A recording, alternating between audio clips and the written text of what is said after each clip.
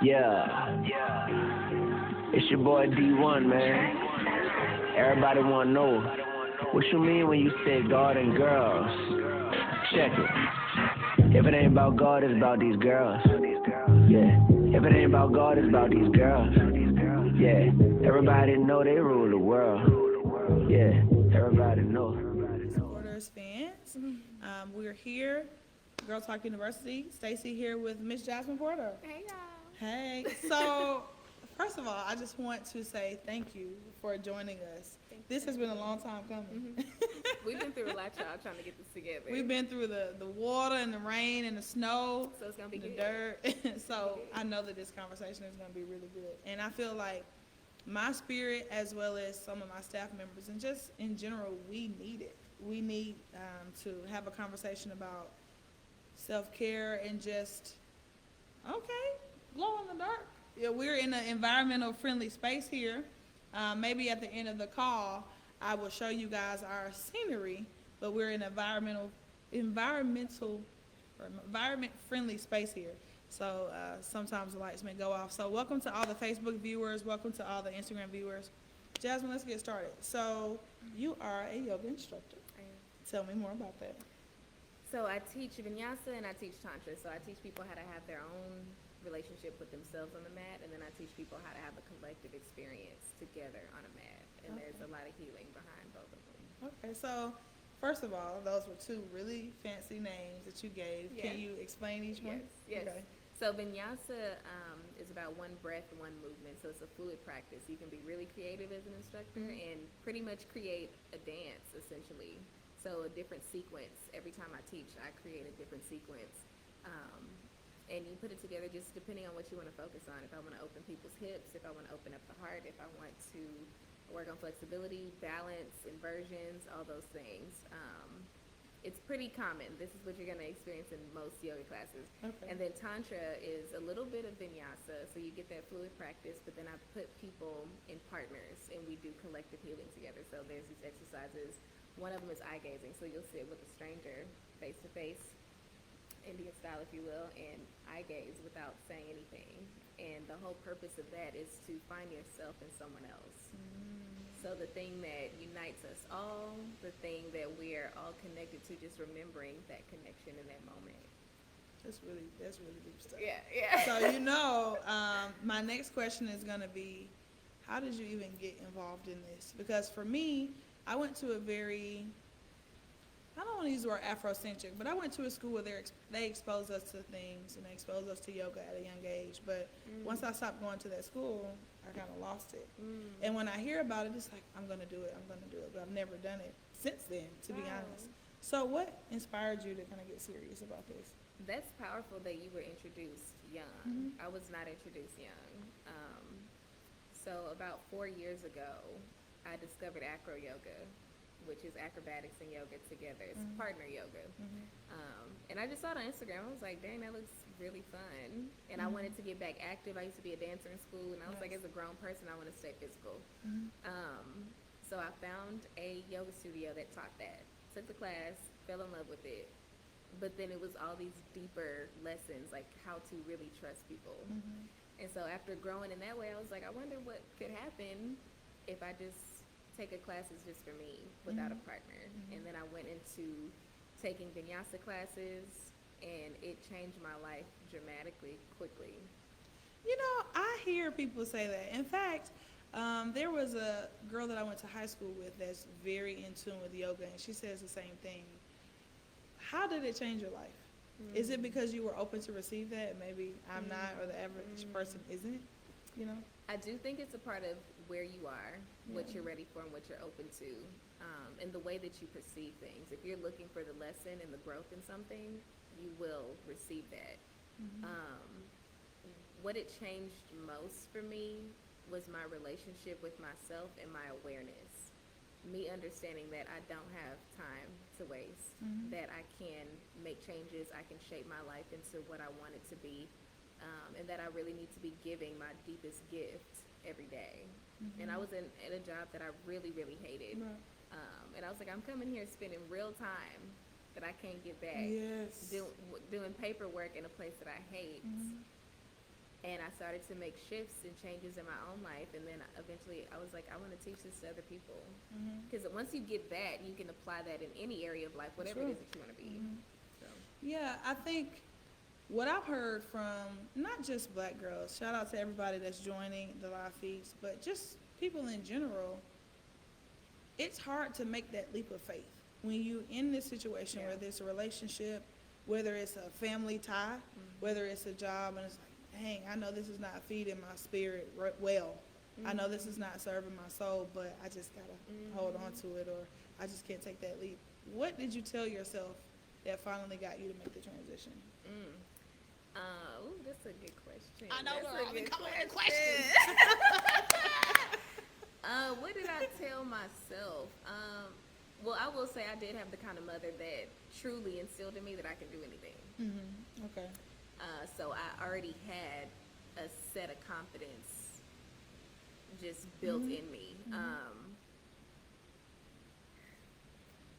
Looking at the way that life works and seeing changes, seeing myself trust things and build that muscle, just reminding myself of those things. Like, I can, if I take this step and I do it with 100% trust, a way will be provided. That's right.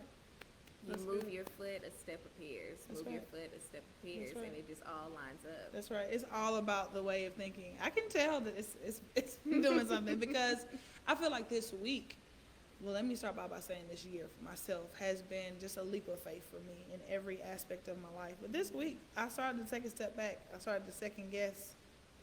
Okay, I thought I was on the right track. I thought I was going forward, and I started to, I started to second guess. So I feel like maybe yoga or just changing my mindset will help a lot. Where is the second guessing rooted in? Fear of failure, fear of change?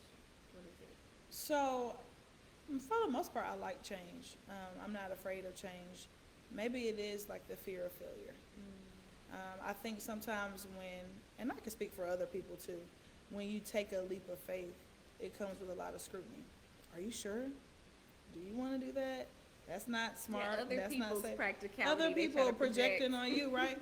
But, I mean, when it comes from people, and I'm not calling out anybody in particular, but when it comes from people you trust, when you start feeling scared, I start hearing those voices.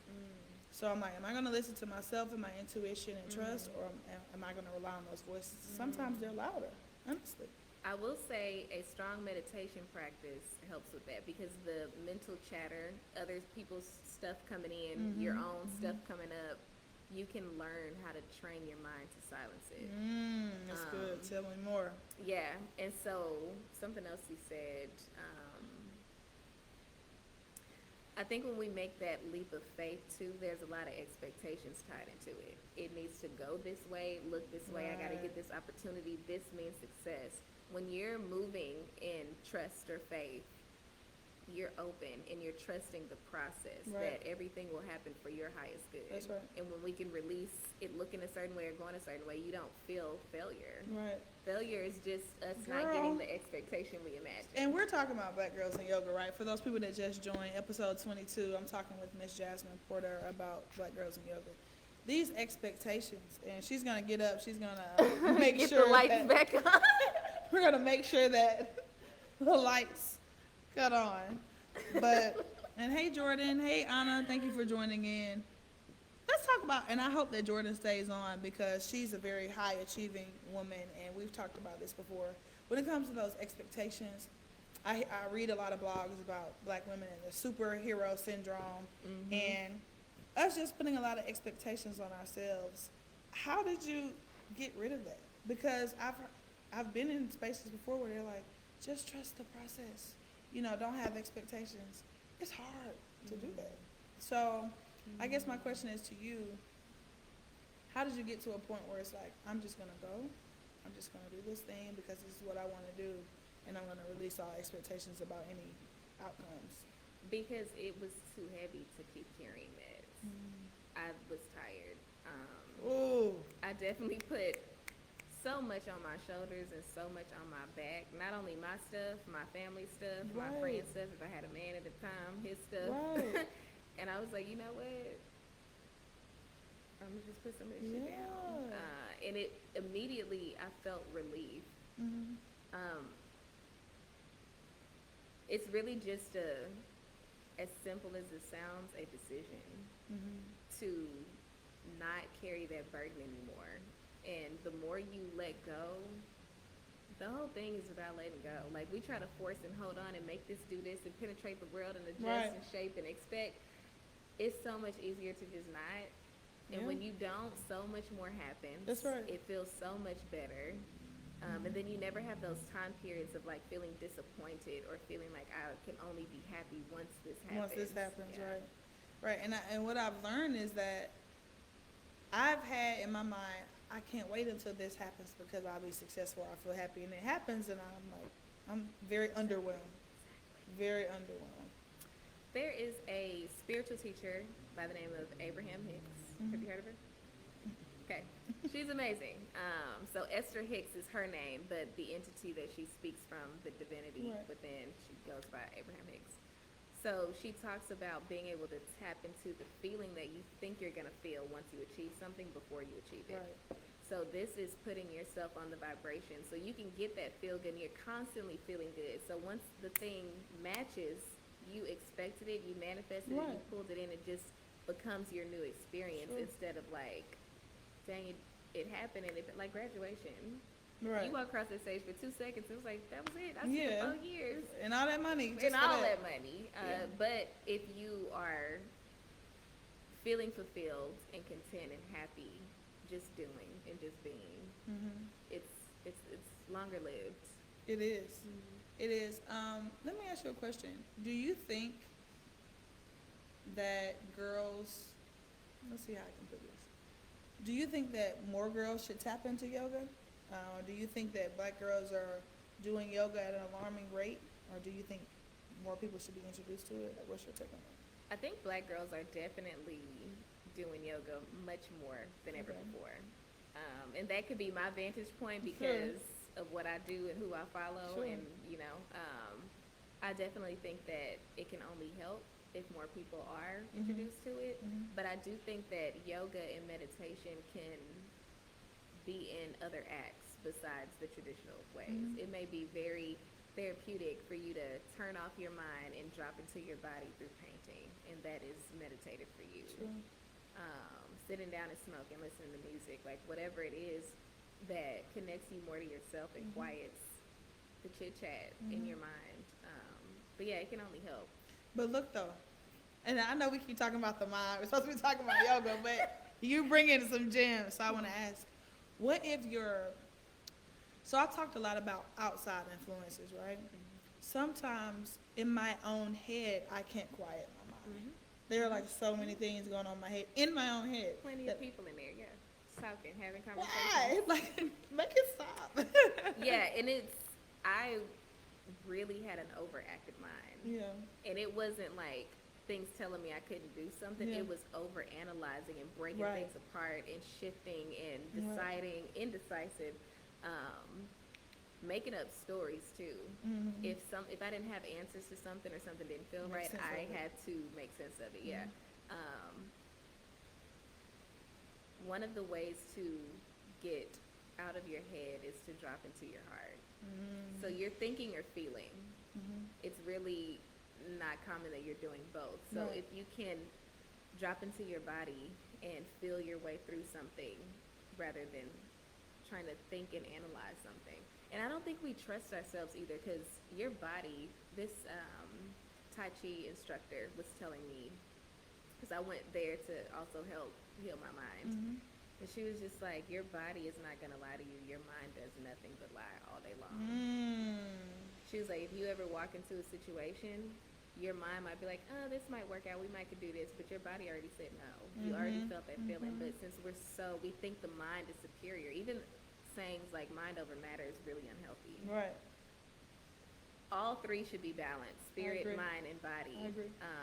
But our society, we strengthen the mind. That's thank you for saying that because Savannah says your hair is beautiful. It is beautiful, Thank honey. I get to see it in person. Savannah's one of my mentees. She's a 5th grader, so Oh, my she has goodness. nice, beautiful long hair as well. Hey, sister. Hey, Hey, girl. have gotten to the point, and I'll talk about relationships for a bit. I've gotten to the point where sometimes when I feel happy, I feel good, I feel guilty for feeling good. Mm. And I don't know if that comes from, Oh, yeah, snap. go ahead. I don't know if that comes from, again, outside influences or family or how you were raised, like, not just experiencing full joy Yeah. sometimes. I find myself feeling guilty when I feel happy. You are a woman, you are black, and you are in America. There's so much that we're taught that's in the way of joy that you do not deserve to be happy. Mm-hmm. And once you get these deep root, not only is it like societal, but depending on your upbringing, you may have learned that. If you had a mama that was struggling and didn't tap into her joy because she was a single mom or whatever, like, you start to sabotage your own life based on your beliefs. And working with some of my clients, doing the work, like going back to where that belief is rooted and undoing it and healing it, and even thinking about if there was a specific situation or time where you really felt like you were impacted in a way that really solidified that lesson, going back and reparenting yourself, pouring back through meditation. Right. It's like, it's against the blues. So, hey, Aaliyah. And then affirming yourself, like saying on a daily or putting, my screensaver has affirmations on it, like things I need to remind myself, I do deserve to be happy. I can have, and just being intentional about doing something that brings you joy. Right. Fully indulge in it. Yeah. You know what? I've been doing it lately, Good. but I have my moments where I'm just like, oh, I feel guilty about it. So, for those people that just joined, you wanted to wave it, man? I was trying to, there we go. For those people that just joined in, this is episode 22, Black Girls in Yoga, featuring Miss Jasmine Porter. So, what is a beginner to do? How do I start? I mean, Meditation? yeah, with meditation. So, I would say first find an intention. What is it that you would like to experience or heal or release in your meditation? You want me to say it? Like, okay, look, Let's we do getting the deep. work. Let's do the work. Oh, baby girl, she's put me on the spot. I'm supposed to be putting you on the spot. No, I'm just playing. No. I love it. I love it when the guests put me on the spot. Okay. Ooh, I just thought of something that was like real. Okay, let's get deep. And for those people that will watch this later, don't judge me. I'm gonna go there. Let's do it. You challenging me. I always challenge people to be transparent, so I'll be transparent. All right, so my dad died last year, right? Being that I was his only child, I didn't realize how much of an effect it would have on me. But it's been a year, and I'm just like, oh, you know. But I think what added insult to injury was how everything played out leading up to his death and even afterwards. And what I'm talking about is he was remarried, and that family dynamic caused me a level of anxiety and stress and depression that I just held in, right? And I don't necessarily have any ill will towards them. You know, I wish them the best. I wish them happiness, and I hope that they heal and grieve how they need to. But I never was able to release that. And I was told from people that had their best interest for me, they were only looking out for me, it'll be okay. Just get over it. Not saying he's gone now, but like, it'll get better with time. And I'm like, no, these feelings that I have are warranted. They should be valued. I am upset. I'm sad. But it's just like, what do I do? And it's a year later, and it's like, I'm not over it like everybody promised me that I would be. Have you allowed yourself to fully embody those emotions, or has this been I'm trying to convince myself I'm okay? And get Yeah, past this? it's definitely, I'm trying to convince myself that I'm okay. Okay, so through your meditation, emotional embodiment is important.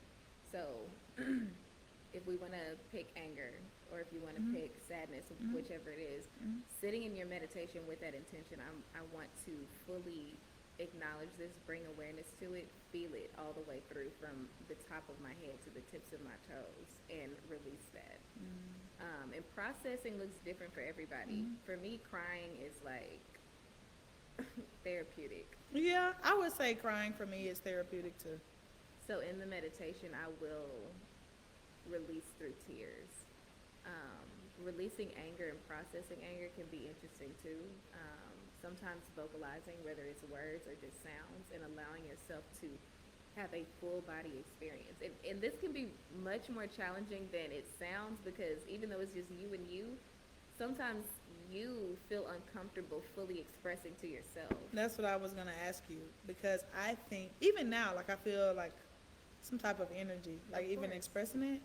I think that I'm scared of my own emotions. Of course. Yeah, that's the craziest thing. I'm scared of myself. Also, this I love that we're having this conversation. It's directed towards Black women because there's not permission. At all. The label of angry Black woman, having too much to do, you don't have time for that. You got kids, you got work, you got Yes. whatever, and it's like so much taught to us to put us to the side and get it done. Do what you need to do. So, babying yourself is important, and even having that conversation, us acknowledging it right now gives you a little more permission. Sure. So, take your time with that. I would say definitely bring a journal into it. Write out. Girl, I purchased 3 journals and they're all empty. It's like I get there and it's like, I get there because I don't know. Yeah, I know that I need to do the work, but just actually doing it is like, woo. Yeah, and it can be intimidating because you're feeling all of whatever is in you that you've been carrying around, but you really have to look at it as a one step at a time. Yeah. You know what? I'm gonna just put one word on this page today. Pissed off. Okay. I'm gonna close it. I'm gonna process. I'm gonna meditate. I'm gonna sit with that, and then tomorrow see how I feel. One step at a time. I would definitely seek out either a yoga class, a meditation teacher, a soul coach, a life coach, something like that to guide you through the work. It makes it a lot more easy. You don't have to think about how you're going to unpack it. They help you unpack it. That's another thing. I don't think the Black community asks for help as much as we need it. Right, yeah. Hey, auntie. Look, we're talking about Black girls in yoga and meditation. You're right. I was going to say, have you seen a contrast between maybe your Black female clients versus other clients and how they are willing to open up and stuff like that? Let me not say all, 90% of my soul coaching clients are Black women. Powerful.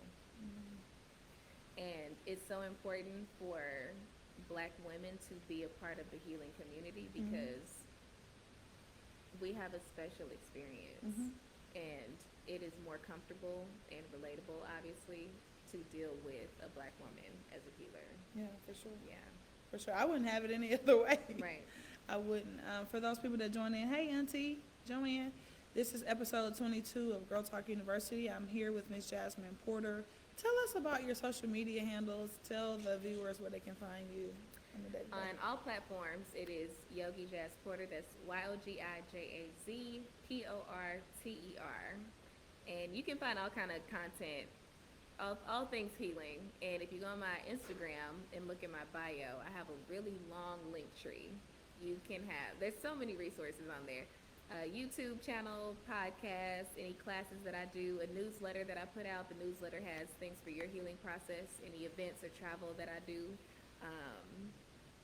And I also have a clothing line, which I'm transitioning into a novelty line, but inspirational and thought-provoking shirts and mugs. Nice. So, yeah.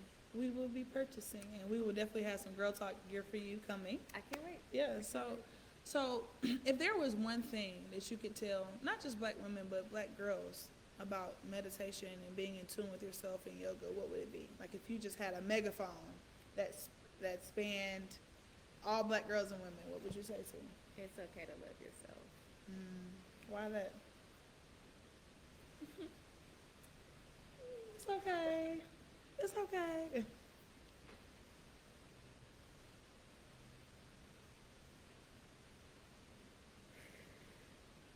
Ooh.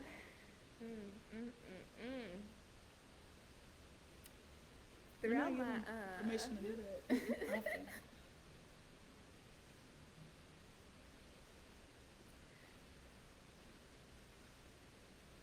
Take your time. man, it's just really, really challenging. The experiences that we have. Like I used to do hair before I was a yoga teacher. And I used to do faux locks and braids. And pretty much every black woman that sat in my chair would be like, oh Lord, when I get back to work, I gotta answer these questions. People are gonna be all up in my head. How long did that take? Oh my God, that's fine. Even naturals, like me walking around now, a lot of black women are like, I wish I could wear my hair like that to work. The way that things are set up to remind us that we are not okay the way that we are teaches you that it's not okay to love yourself. And meditation and yoga is just for you. It's your relationship with yourself. And I'm so grateful that I am alive during the time that I'm at, where I got to see in my lifetime a transition from black girls sizing each other up and comparing and feeling competitive to, hey queen, hey sis, you fine, look at your hips, your hair. And I'm like, this is a sign of us loving ourselves. We're now able to love each other for real.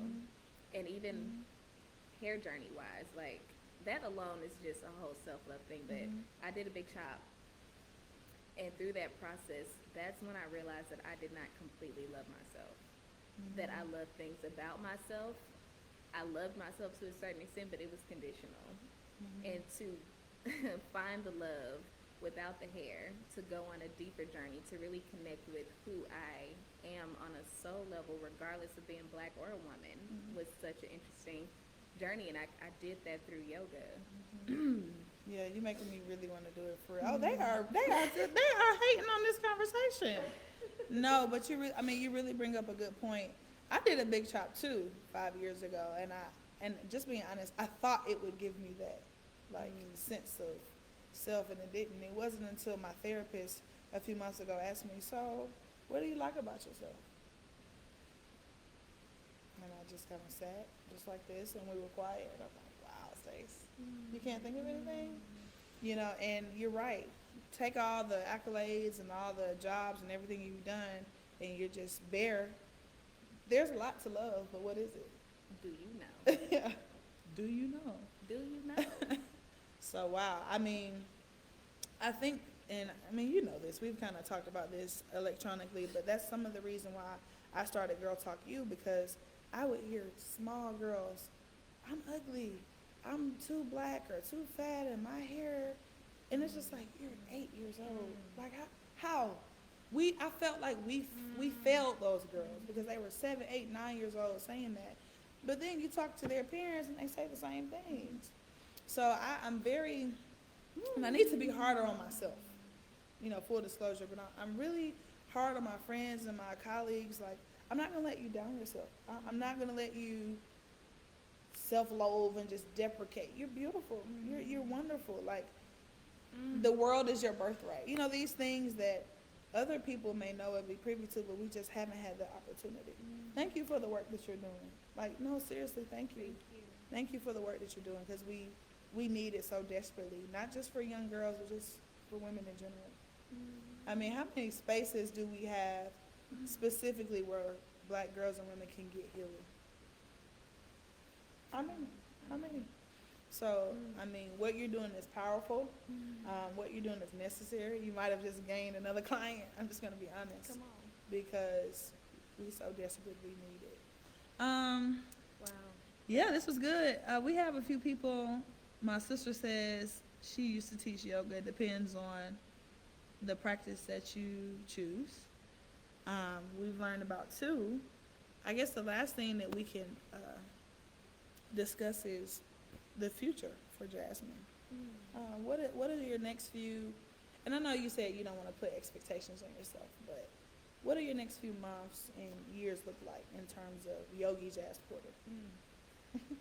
More freedom, more living boldly, more doing exactly what I want, more pouring out authentically, more using my gifts to my fullest capacity. I have a friend who is all about black women empowerment, hippie heathen, Thai.